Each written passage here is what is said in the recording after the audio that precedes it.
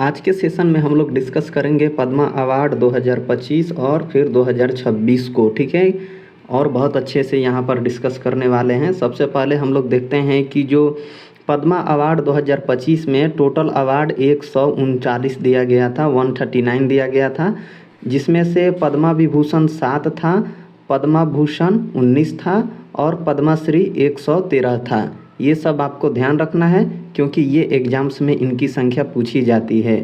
फिर से पद्मा अवार्ड 2026 में टोटल अवार्ड 131 था, पद्मा विभूषण 5 था और पद्मा भूषण 13 था और पद्माश्री 113 था। तो ये दोनों यहाँ पर बराबर मात्रा में है। और 2026 में 19 वीमेन अवार्डीज़ थीं, जिसमें से अब बात करते हैं कि जो फॉरेनर थे उनको 10 थे 2025 में, और पोस्टमस अवार्ड कुल 13 दिया गया था। और 2026 में जो एनआरआई थे, विदेशी थे, फॉरेनर थे, वो 6 अवार्ड थे और जो पोस्टमस अवार्ड की संख्या थी वो 16 थी।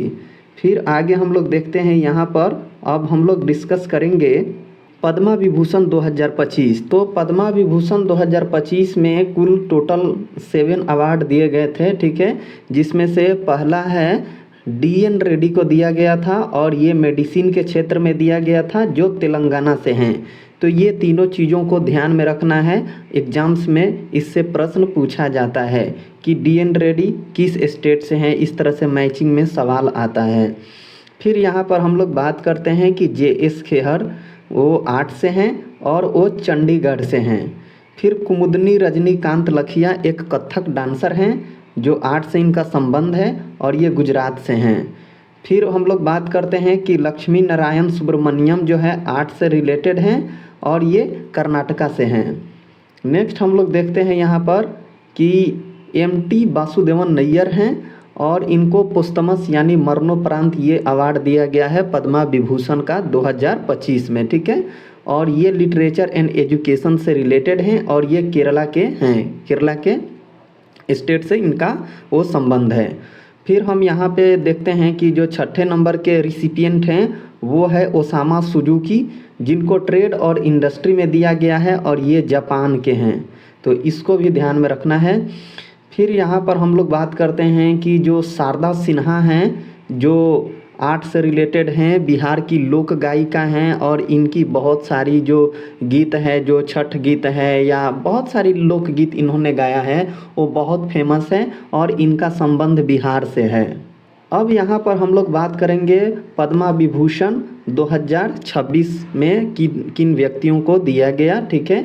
तो जो 2026 में पद्मा विभूषण है वो टोटल 5 दिए गए थे, जिसमें से पहला अवार्ड था वो धर्मेंद्र सिंह देवल को दिया गया, जो 8 से रिलेटेड हैं, एक आर्टिस्ट हैं और ये महाराष्ट्र से इनका संबंध है।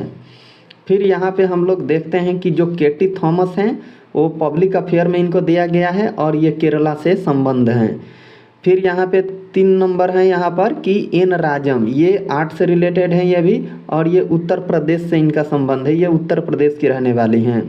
फिर 5वां नंबर है यहाँ पर P नारायणन को दिया गया है, पब्लिक लिटरेचर एंड एजुकेशन में दिया गया है, जो केरला से संबंध है इनका। नेक्स्ट यहाँ पर हम लोग देखते हैं कि VS अच्युतानंदन को दिया गया है, ठीक है, जो पब्लिक अफेयर में दिया गया है और ये भी केरला से रिलेटेड हैं।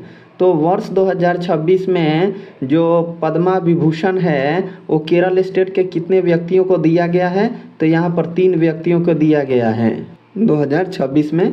तो इसी तरह के इन्फॉर्मेटिव वीडियो के लिए आप हमसे जुड़ सकते हैं। इस चैनल को सब्सक्राइब कर लीजिए और वीडियो को लाइक कीजिए। यहाँ पे हम लोग हैंड रिटन नोट्स हो गया या करंट अफेयर या स्टैटिक्स सभी तरह के चीज़ों को डिस्कस करते हैं बहुत अच्छे तरीके से, एक ऑर्गेनाइज तरीके से।